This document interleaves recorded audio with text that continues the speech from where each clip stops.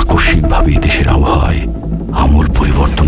শাকিব খান মানেই অন্য কিছু, যা এখনো পর্যন্ত বাংলাদেশের কোনো হিরো এমন রেকর্ড করতে পারে নাই।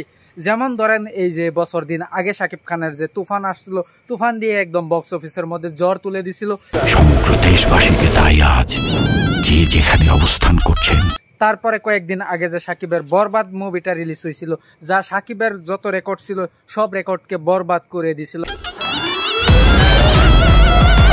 বাংলাদেশের এই পর্যন্ত যতগুলো মুভির রেকর্ড ছিল সব রেকর্ডকে একদম বরবাদ করে দিছিল।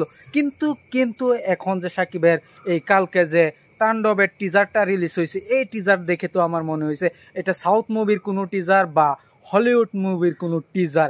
এই টিজারের মধ্যে যেমন লুক দিছে একদম আমার তো মনে হইতেছে তাণ্ডব একদম পুরো বক্স অফিসের মধ্যে তাণ্ডব চালিয়ে দিবে।